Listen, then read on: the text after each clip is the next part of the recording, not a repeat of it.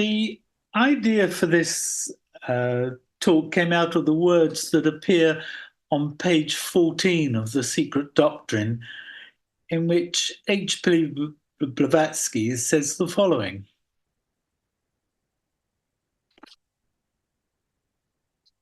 The Secret Doctrine establishes three fundamental propositions: an omnipresent, eternal, boundless, and immutable principle on which all speculation is impossible, since it transcends the power of human conception and could only be dwarfed by any human expression or similitude.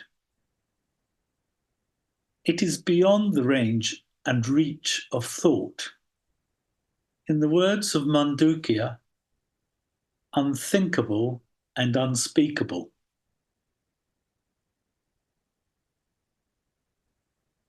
So the question arose, what is the Mandukya about, and would it be helpful to understand what is said there?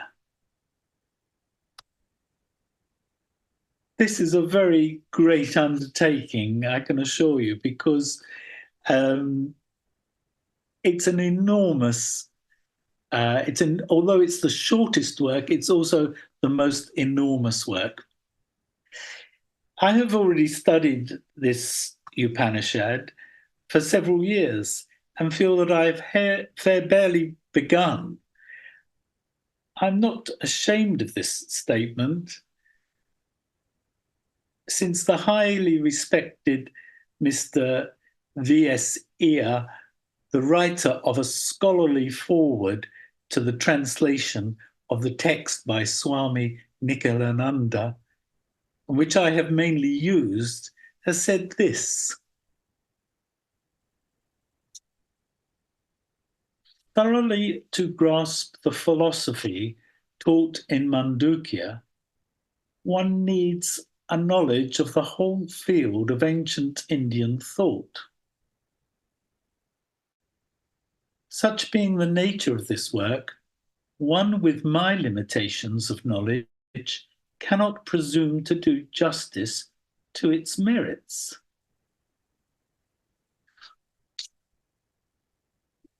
Later on, it becomes evident Mr. Iyer studied with his own personal guru for 40 years, this Mandukya Upanishad, and yet he is saying just what he has said, that he is not able really to be adequate to describe it.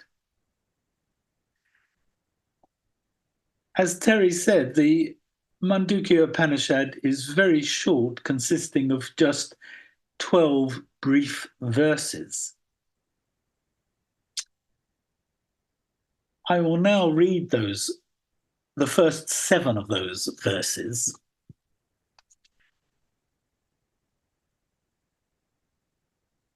The syllable Om is all this. Of this, a clear exposition is started with. All that is past, present, or future is verily the sound Om. And whatever is beyond the 3 periods of time is also verily Om. Verse 2.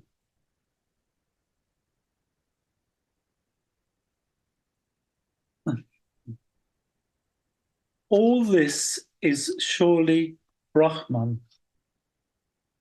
The self, such as it is possessed of 4 quarters.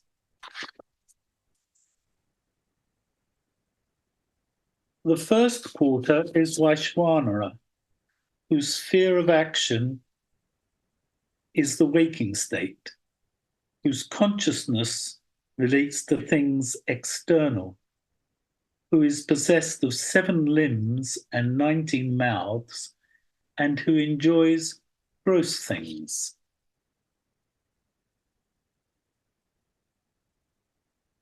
Taijasa is the second quarter, whose sphere of activity is the dream state, whose consciousness is internal, who is possessed of 7 limbs and 19 mouths, and who enjoys subtle objects.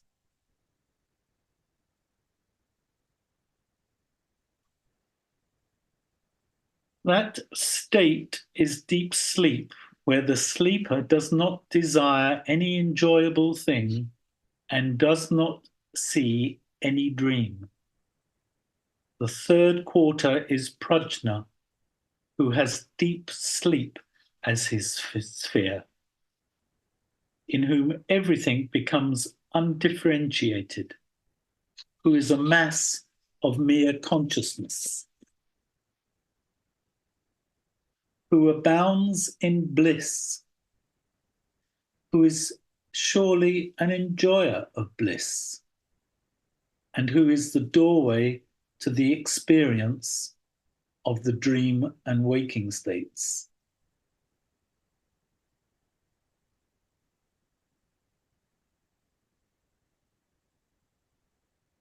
This one is the Lord of all.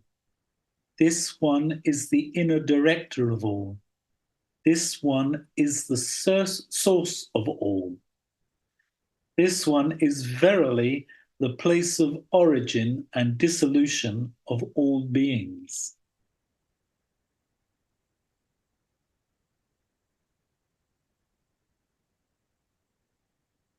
They consider the fourth to be that which is not conscious of the internal world, nor conscious of the external world, nor conscious of both worlds, nor a mass of consciousness, nor simple consciousness, nor unconsciousness, which is unseen, beyond empirical dealings, beyond the grasp of the organs of action, uninferable, unthinkable, indescribable, whose valid proof consists in the single belief in the self, in which all phenomena cease, and which is unchanging,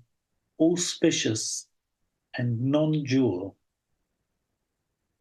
That is the self, and that is to be known.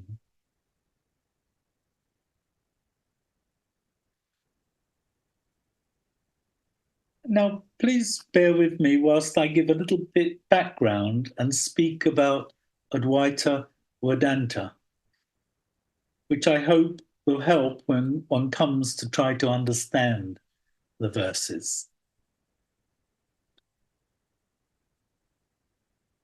Many years ago, I belonged to a company which every year held a grand get-together where the past year was discussed and the plans for the future year ahead were announced. This lasted all day and into the evening. To break up the day, they always included a motivational speaker who would be given an half-hour spot. One year, we had the famous mountaineer Chris Bonington, who had recently climbed Everest. And this was the subject of his talk. After an hour, he had to be cut short, as he had only described arriving at the base camp. What I remember after nearly 40 years is that the preparation for the climb was so enormous, and that when you finally get to the Himalayas, you are confronted with what looks like a jumble of white Lego bricks. These turn out to be blocks of ice, the size of office blocks, over which you and about 100 Sherpas have to carry 40 tons of equipment in order to reach the base camp.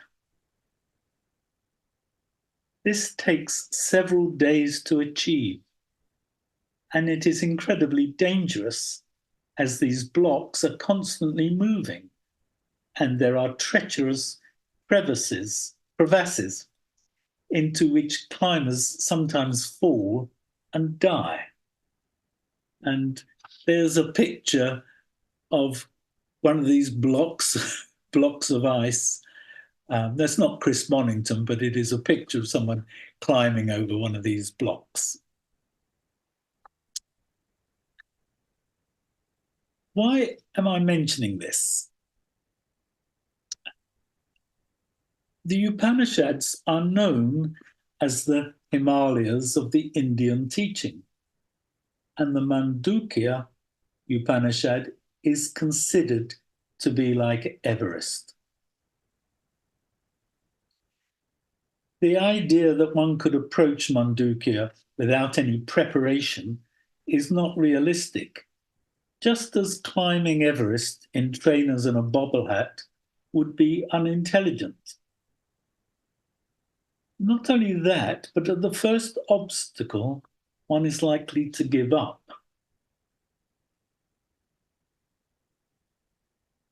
In the same way, one might approach the Mandukya Upanishad inadequately prepared, and as a result consider the contents of its 12 verses not to be enlightening at all. The aim of this talk is to try to avoid making a quick judgment about it without some background knowledge.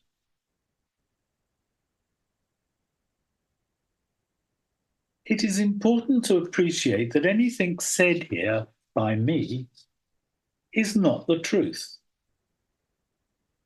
but only a very limited guideline. Anything spoken exists in the world of subject and object.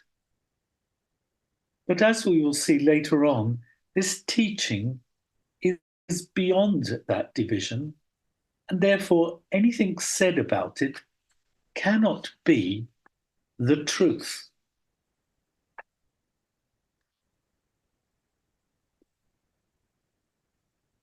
An example of this would be in looking at the meaning of the word Atman. The root, which is art, takes us to a meaning that suggests that it means going everywhere continuously and permeating everything. This is not true, and in my opinion is only intended to expand the mind to the enormity of the meaning. The Atman does not go anywhere, and it does not penetrate anything, because it is already there. And therefore, how can one say that anything is anywhere? To illustrate this, Ramana Maharshi, one of the great masters of Advaita philosophy, said in response to a visitor to his ashram who was apologizing for having to leave, that there is no coming and no going. For Ramana Maharshi, these concepts did not exist.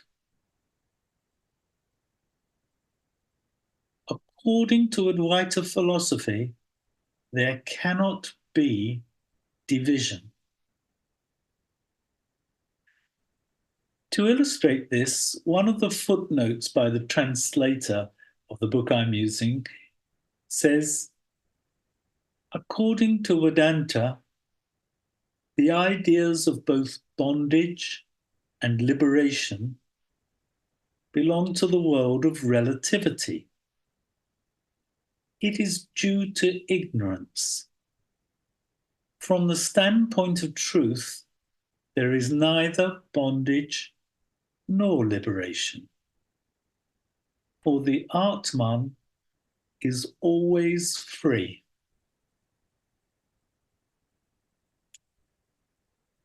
If you wanted to climb Everest, you would not come to me as a guide, because my greatest achievement is climbing Mount Snowdon in North Wales. You would best go to someone like Chris Bonington, because he has actually done it and can tell you from experience what to expect and warn you of all the dangers.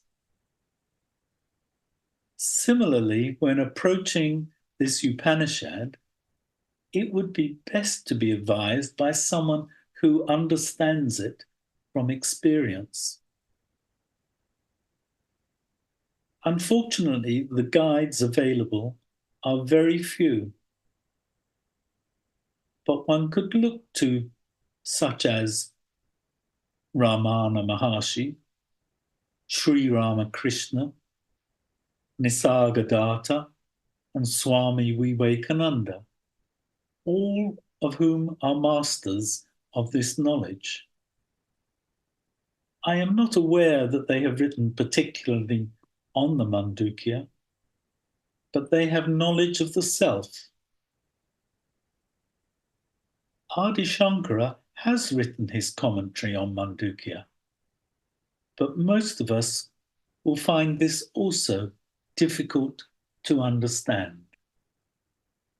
I've just got some pictures here. This is Ramana Maharshi, Nisargadatta, and Swami Vivekananda.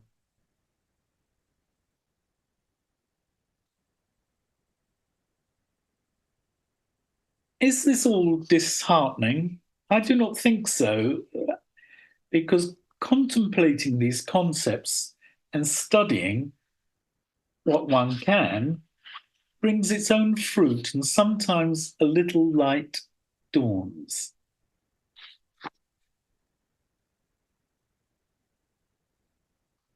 Meister Eckhart, the 13th century monk, says that the smallest ray of light from the lowest angel would be sufficient to illuminate the whole of creation.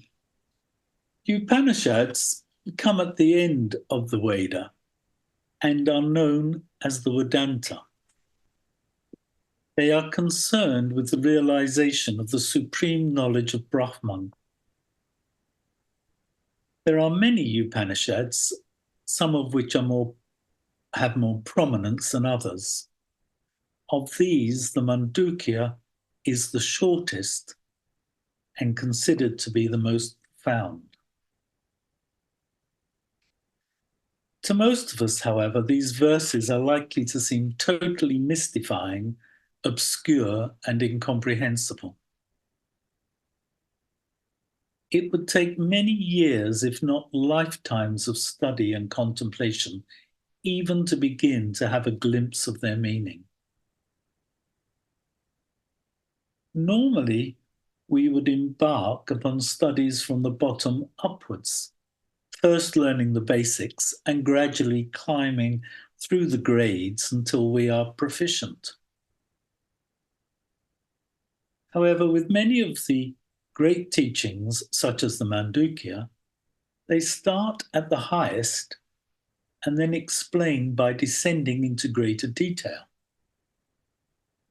It is a mark of these scriptures that they are very succinct and so say only what is absolutely necessary.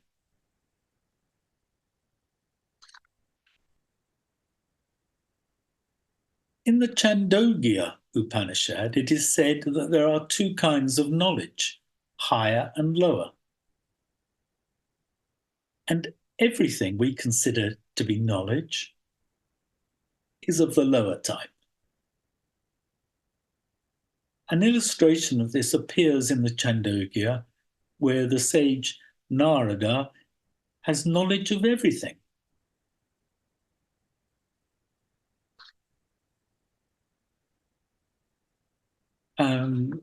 He has knowledge of the Veda, history, grammar, ritual, mathematics, astrology, mineralogy, logic, economics, physics, metaphysics, zoology, politics, astronomy, mechanics, fine arts, etc.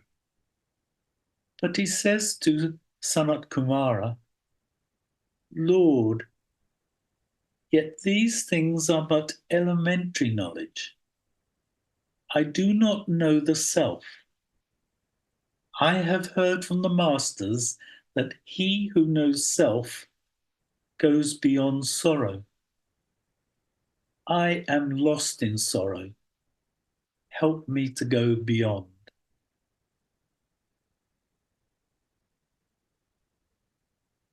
From this, one understands that any knowledge with an object is elementary knowledge. This is why the coming together of knower, knowledge, and known is a different order. In this Upanishad, it says that ordinary knowledge is of nama, which means name. And although nama itself is of great significance, it is insignificant compared with knowledge of the self.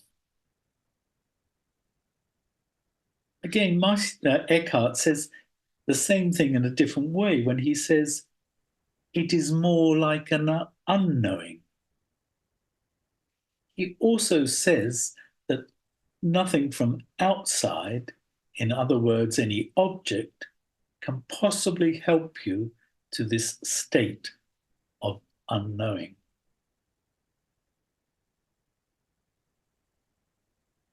When I was about 12 years old, I read a book called Mathematics and the Imagination, in which a particular chapter spoke of problems that can only be solved by going to a different dimension.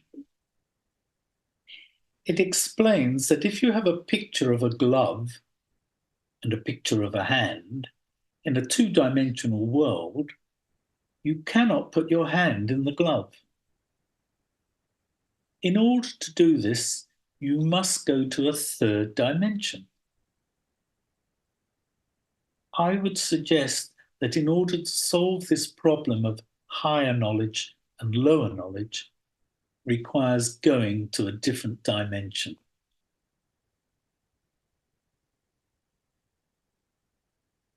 There are three stories which are often repeated in the Advaita literature. They are so often repeated that one almost ignores them because they are so familiar.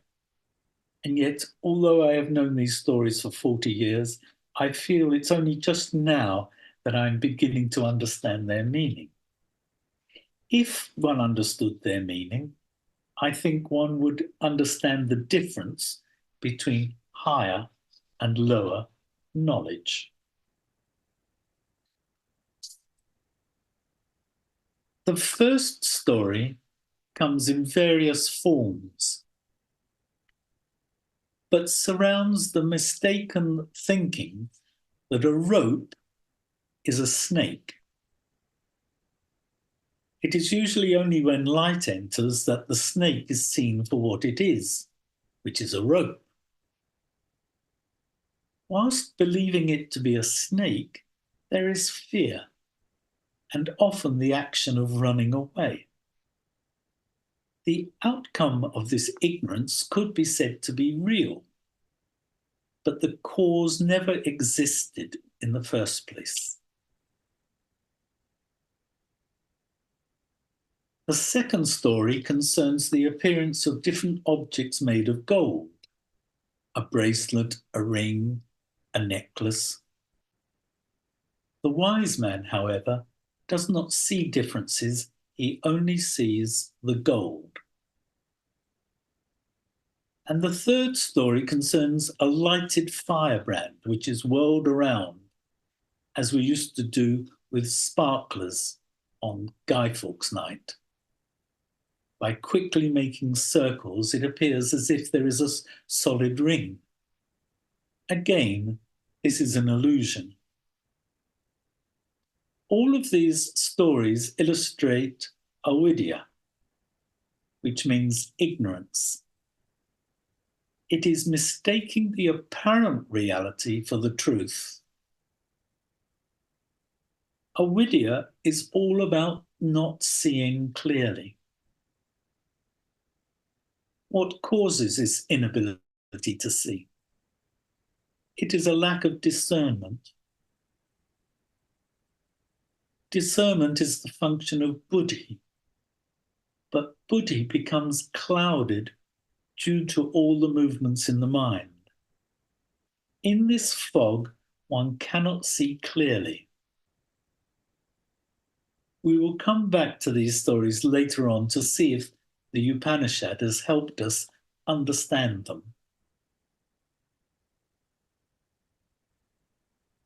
I have been using a translation of Mandukya published by the Advaita Ashrama. And in addition to the Mandukya Upanishad, there are 215 verses called the Karika, or commentaries, and they're by Gaudapada.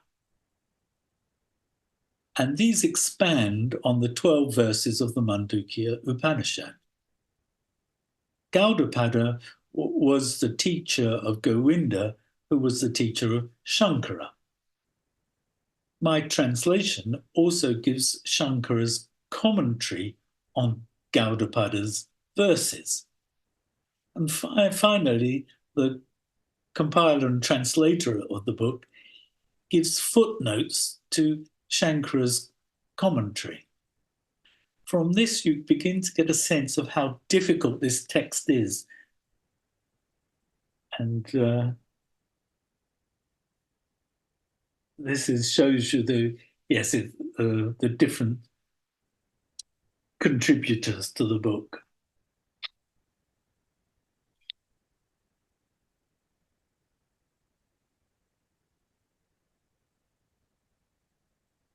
It is traditional in all these types of scriptures to begin with an invocation. And this is the first half of the invocation associated with this Upanishad. In English, it is translated as, "O gods, may we hear auspicious words with the ears. While engaged in sacrifices, may we see auspicious things with the eyes. While praising the gods with steady limbs, may we enjoy a life which is beneficial to the gods."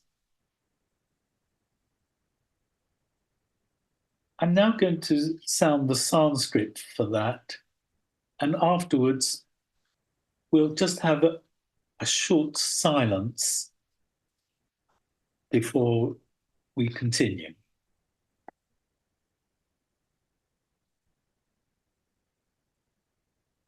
Om Bhadram Karnebi Srinuyama Deva Bhadram Pashemakshapir Yajatra Stirai Rangais Tushtuon Sastanubir Vyashema Devahitam Yadayu.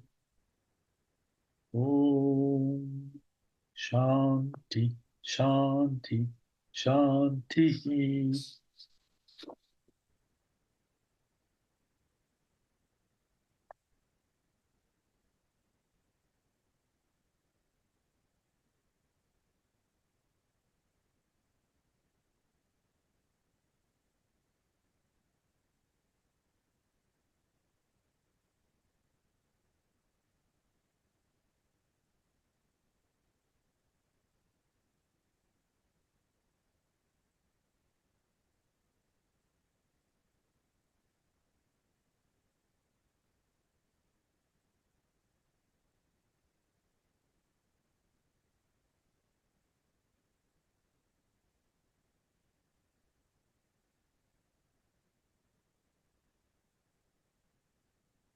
Thank you.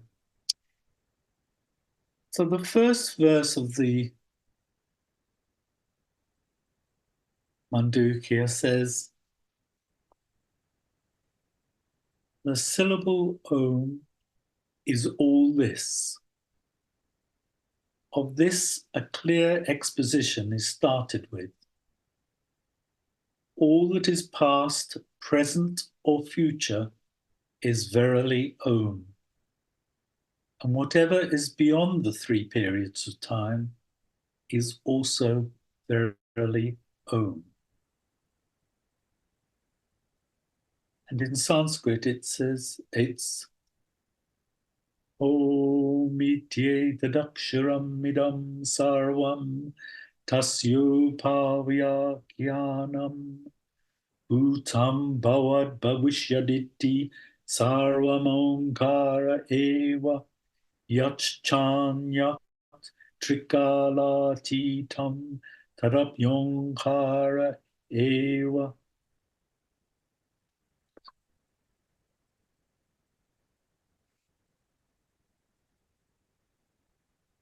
Shankara's commentary on this at the opening says, with the word Om begins this treatise, the quintessence of the substance of the import of the Vedanta.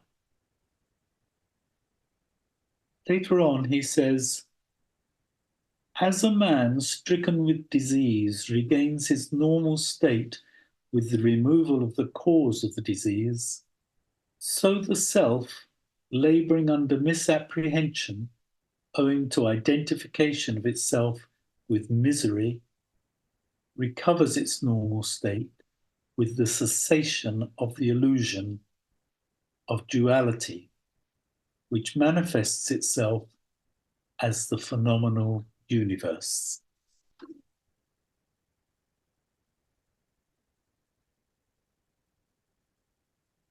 This realization of the non-duality is the end to be attained. This treatise is begun for the purpose of revealing Brahman, inasmuch as by knowledge, vidya, the illusion of duality, caused by ignorance, is destroyed. This is established by such spiritual passages as, for where there is, as it were, duality, where there exists, as it were, another, there one sees another, and one knows another. But where all this has verily become Atman for one, how should one see another? How should one know another?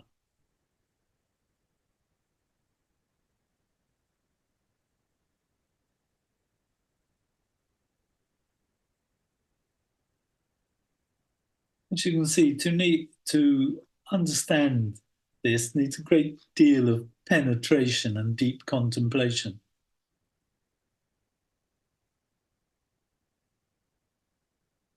Just a few words on pronunciation. I admit that I'm not particularly good with the pronunciation of Sanskrit, so I'm sorry if there are those attending who are well versed in it. But I would mention that there are different schools of thought, and also that the proper stress, meter, and accent itself takes many years to master, a study which I have not undertaken beyond the basics. Nevertheless, everyone agrees that correct pronunciation is very important. There is something which occurs in Sanskrit and which, whilst also occurring in other languages, it is formalized in Sanskrit, and it is known under the laws of Sandhi. Sandhi is the science of what happens when two sounds meet. And there are many rules applying. As an example of this occurs in the words Mandukya and Upanishad coming together. Here we have an R at the end of Mandukya meeting an U at the beginning of the word Upanishad. The rules tell us that where an R meets an U, they become O. So when spoken, you will hear it pronounced Mandukya Upanishad. This is the same reason for why A, U, M is pronounced Om. Having said that, certain respected teachers would say otherwise, by which I mean that they would say it should be pronounced Aum. And this is why, while I care about pronunciation, I do not feel sufficiently expert to justify or substantiate any particular pronunciation. All Sanskrit words are developed from roots, and in Sanskrit, the roots for the word speech is vak, and the word for great is maha. These are put together to make the word mahavakya, meaning great speech or sentences. And there are 4 of these sentences. They appear in the Upanishads and are said to be potent for realization.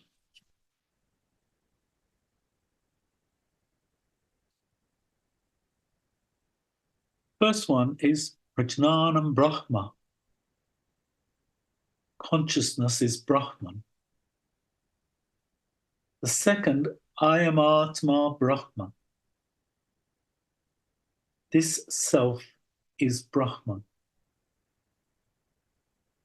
The third, Tat Tvam Asi, thou art that. And the fourth, Aham Brahmasmi, I am Brahman.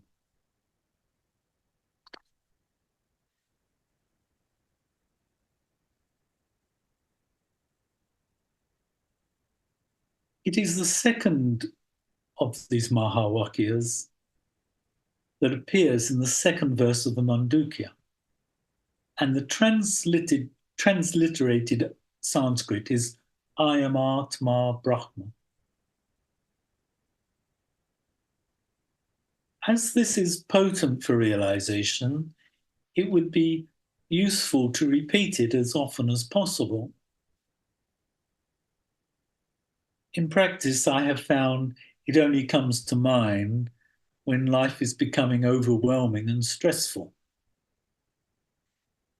It is interesting to note that a character in the great Indian epic, the Mahabharata, the mother of the Pandavas, named Kunti, when granted a boon by Krishna, she asks for adversity because she says that it was in adversity that she most remembers Krishna.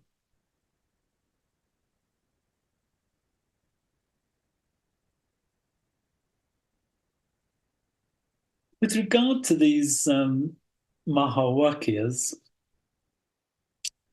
I think it's important to realize that actually just sounding the words in a physical sense is not the only level that one should appreciate them. There are 4 levels of speech. The one we are most familiar with is known as Vaikari, and this manifests on the lips. This is the grossest manifestation. Deeper than this level is known as Madhyama, which relates to the throat and is a more subtle power. Yet deeper is Pashyanti, which arises at the level of the heart. and finally para, which arises at the level of the navel and which is the ultimate source. All these are an expression of vak, which is the dhatu for speech.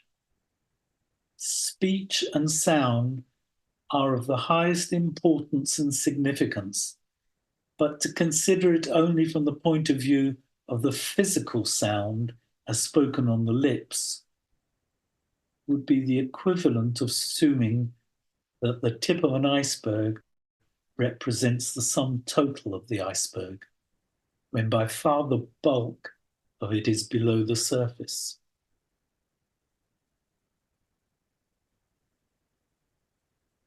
The importance of mentioning this is to appreciate that the physical sound is the final and least potent manifestation of speech.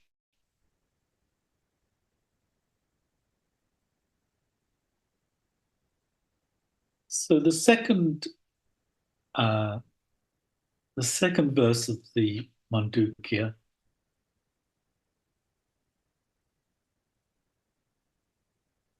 says, well, in Sanskrit it's Sarvam Hyetad Brahma, Ayam Atma Brahma, Soyam Atma Chatushpa. All this is surely Brahman. The self is Brahman. This self is fourfold. Or alternatively, all this is surely Brahman. The self, such as it is possessed of four quarters.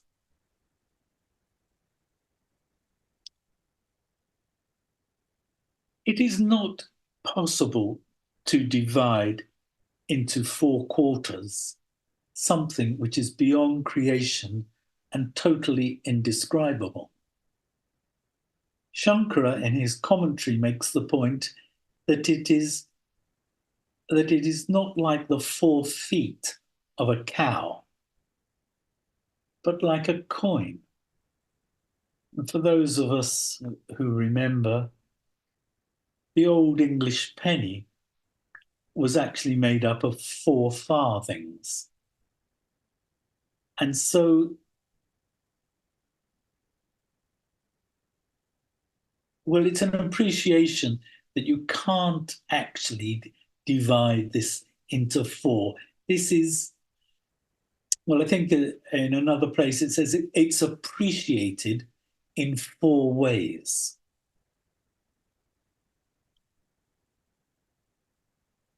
I have to be very grateful and give great respect to the teacher of the class I attended for several years, given by Dr. Stephen Thompson, who provided so much insight into these words by giving their etymology and meaning. In Sanskrit, words are formed from seeds, which are known as dhatus. A great Indian grammarian called Panini, and possibly others, provided insight into these dhatus by suggesting in which activities you can find their meaning. To me, this is the most exciting part because you find out for yourself what the meaning is. And what is more, your understanding will grow as your experience deepens. The understanding will not be just academic, it will be part of your being. When someone tells you what something means, it is actually rather meaningless and dead. It is as if there is a full stop, a dead end, where this approach is full of adventure and never ending and ever new.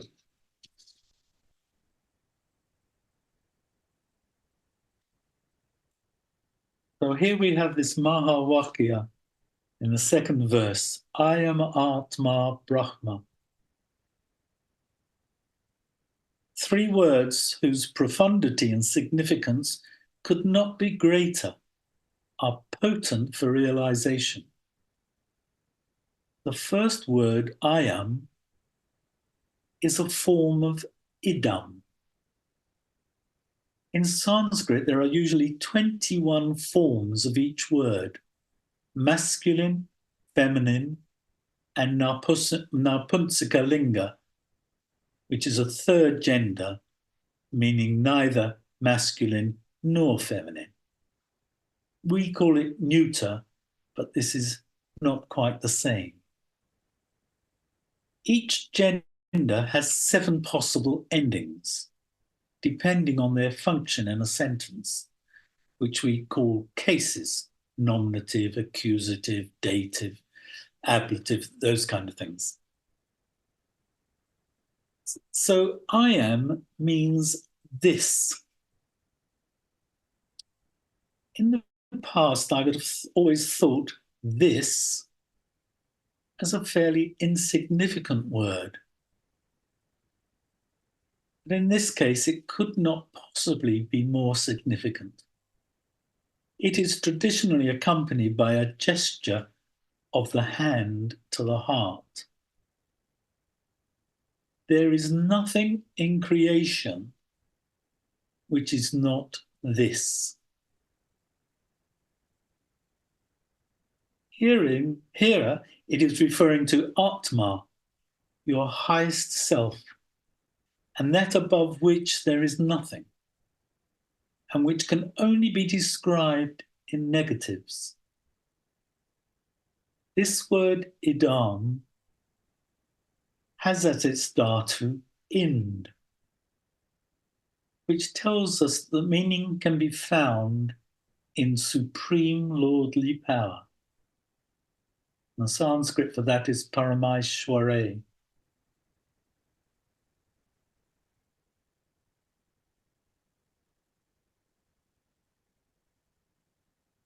The next word is Atma,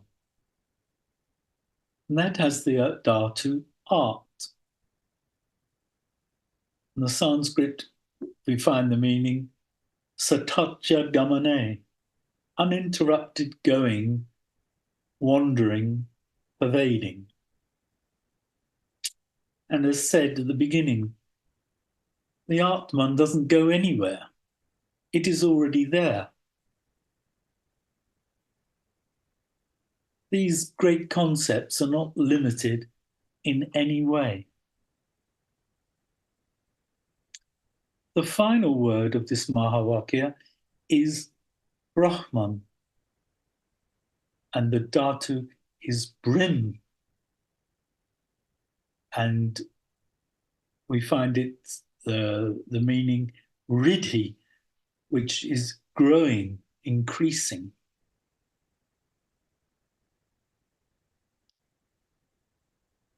Looking into the roots of these words provides deeper meaning, which comes from experience and reflection. Reflection requires stillness of mind. The value of looking up words and their roots is not to stimulate thinking, but to enlighten, and often the concentration of study can help in surprising ways with coming to stillness. Rather like an intense physical workout results in relaxation afterwards. So now we have a powerful mantra full of profound meaning. You, that is the part of you which is beyond time and permeates everywhere and has the quality of supreme lordly power, is no different from the indescribable Brahman.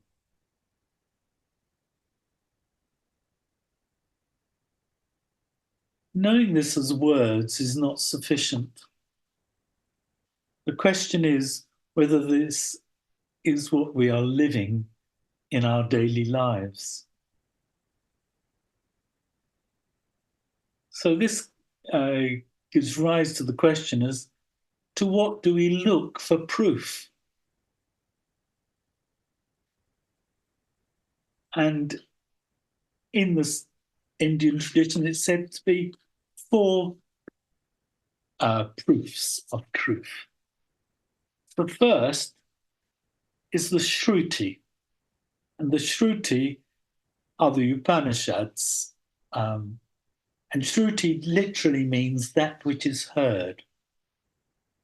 And it refers to the sacred texts of the Vedas and then later on the Upanishads. The next proof are called Smriti, and that means that which is remembered. These would include some of the great epics, such as the Mahabharata and the Ramayana. The third proof are Mahapurusha, the great teachers of mankind, and the ones I mentioned earlier, Ramana Maharshi. I mean, these are the more modern ones. Ramana Maharshi lived till 1951. But Swami Vivekananda, Ramakrishna, they're fairly modern. But the final proof is called anubhuti. And that's when you experience reality to yourself. And then it becomes part of your being. And ultimately, we all need this.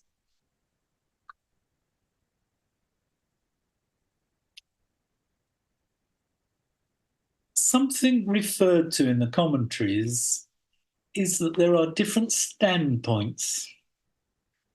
There is an absolute standpoint and a more relative standpoint. To illustrate this, I would like to go back to climbing. And when I was 12, our school had a hut near Snowdon. When on holiday there, we climbed a mountain called Egan. And as this was our first expedition, I did not know what to expect.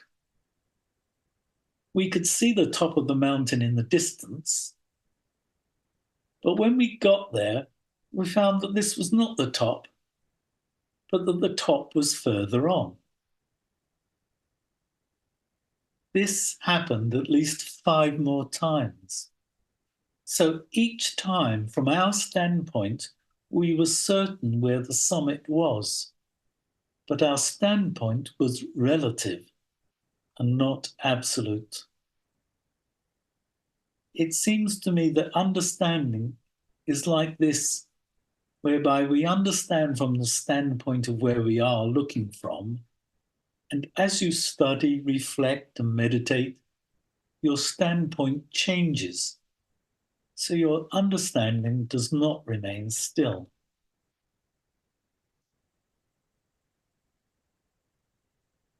Everything in the Indian tradition has different stages, and there are 3 stages of understanding referred to.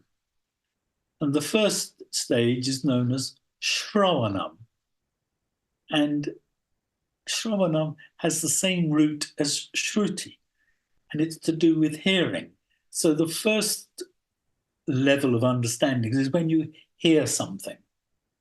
When one hears anything, there's a response, which will vary. I know that sometimes deep spiritual things I have heard in the past have been totally meaningless to me. If one is fortunate, there will come a time when one really hears, and then one receives a degree of illumination, albeit from a relative standpoint. The second level, which is deeper, is mananam, which is a process of questioning and verifying that which is heard. It also involves reflecting on the meaning. The third level is nididhyasanam, which is deep contemplation. It is where you are an example of the teaching, and there is no difference between you and what you know. This is more akin to being. These sound as if they are sequential, but this is not the case.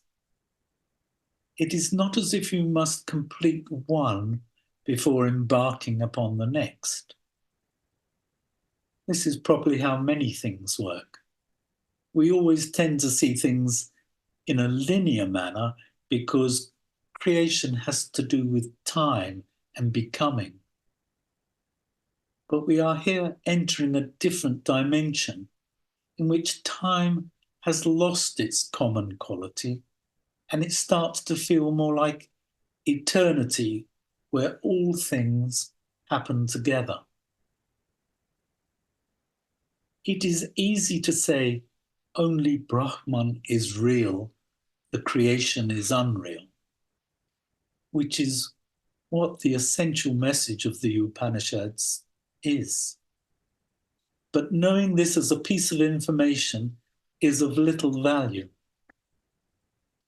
From an empirical point of view, only the creation is real and Brahman is unreal.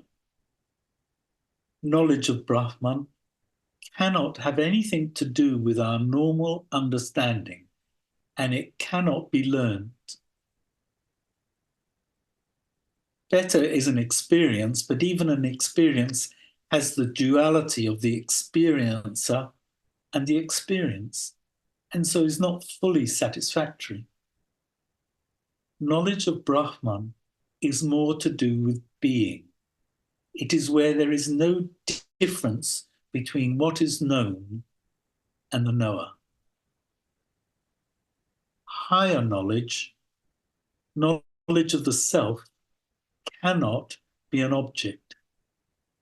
We talk about knowing something, but this is elementary knowledge and is not what is being referred to here. The next three verses are extremely important, but without a huge amount of more time, I just have to pass over them quickly.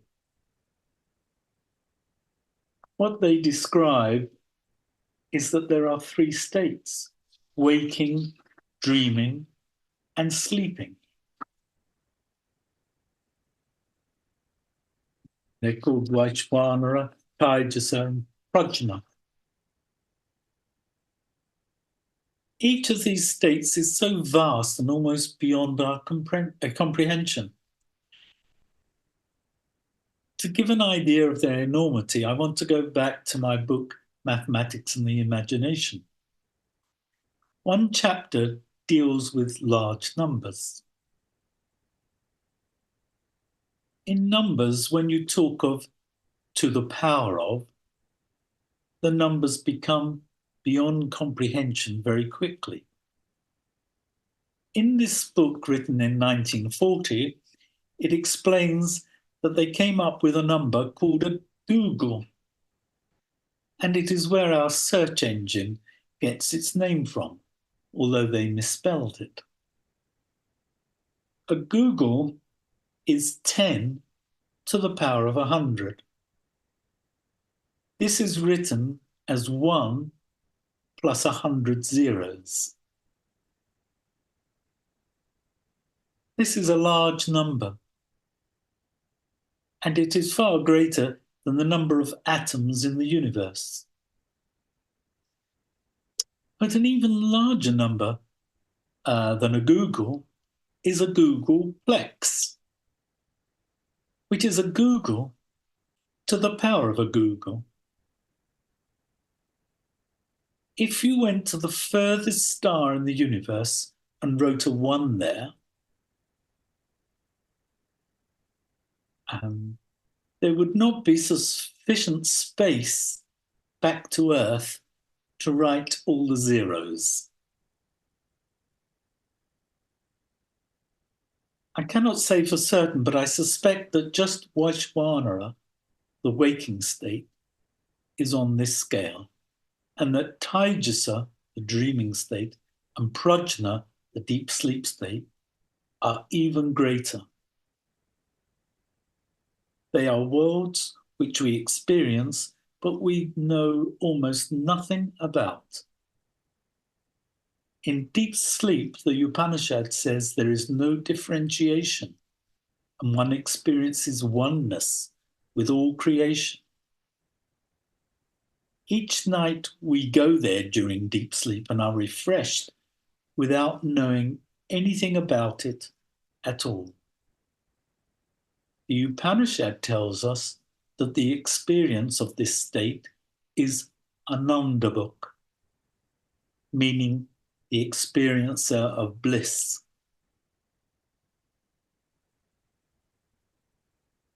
So, having bypassed 3 areas of such enormity, we arrive at the 4th quarter, which is known as Turiya. It is not a state because it is beyond all states, and it is that which about nothing can be said. This brings us back to the statement by Blavatsky, where she quotes the Mandukya. An omnipresent, eternal, boundless, and immutable principle on which all speculation is impossible, since it transcends the power of human conception and could only be dwarfed by any human expression or similitude. It is beyond the range and reach of thought, in the words of Mandukya, unthinkable and unspeakable. It is only possible to say what it is not, and thus to describe it only in negative terms. So verse 7 says, and this is the Sanskrit. It says,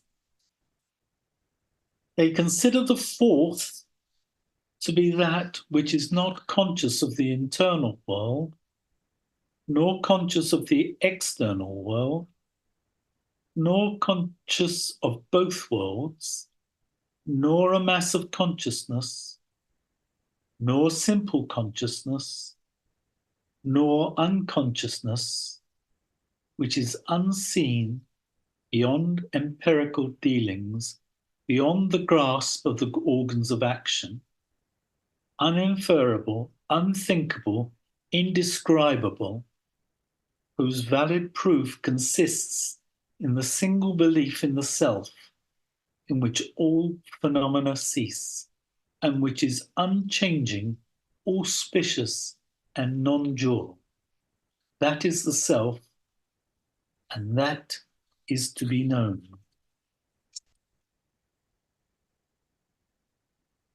So I'm just going to go through this.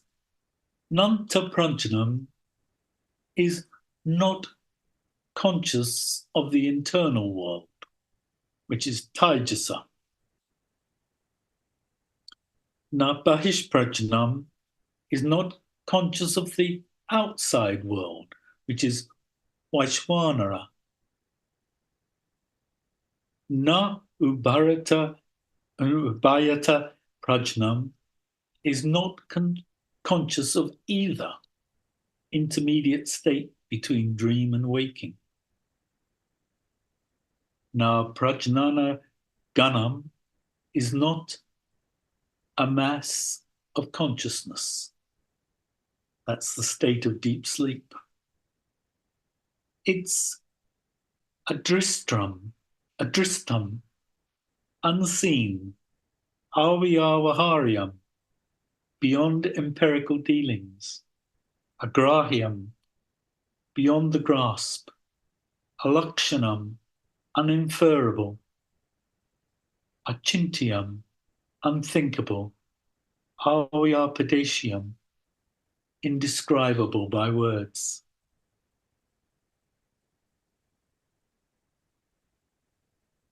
Coming back to the story of the snake and the rope in the light of Mandukya, the waking, dreaming, and deep sleep states are all in the realm of the snake. Only Turiya is true and is the rope. Just as in the story, the rope was always the only truth, and the snake never really existed. It was an appearance only. Shankara's commentary says, Amatra, or soundless Om, signifies Turiya. Matra means measure. That which has infinite measure or magnitude is called Anantamatra. That is to say, it is not possible to determine its extension or measure by pointing to this or that. It is ever peaceful on account of its being the negation of all duality. He who knows Om, as explained above, is the real sage, because he has realized the nature of the supreme reality. No one else, though he may be an expert in the knowledge of the scriptures, is a sage.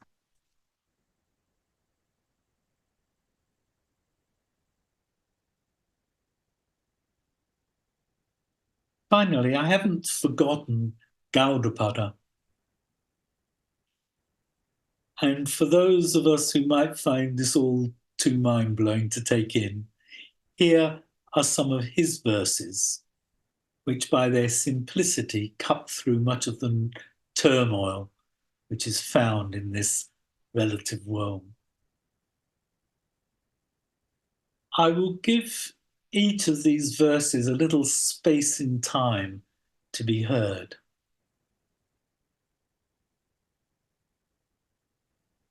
This manifold does not exist as identical with Atman, nor does it ever stand independent by itself. It is neither separate from Brahman, nor is it non-separate. This is the statement of the wise.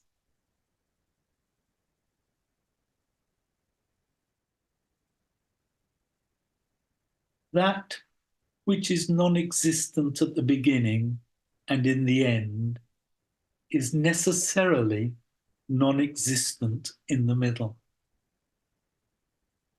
The objects are like the illusions we see. Still, they are regarded as if real.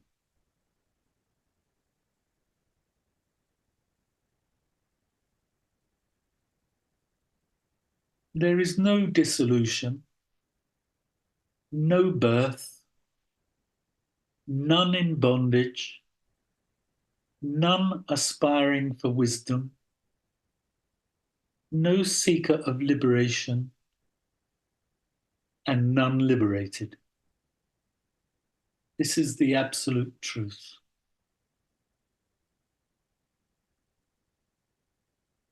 No jiva is ever born.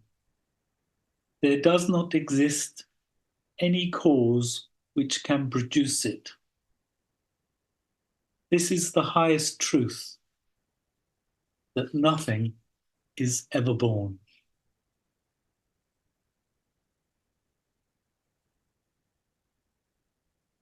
Thank you.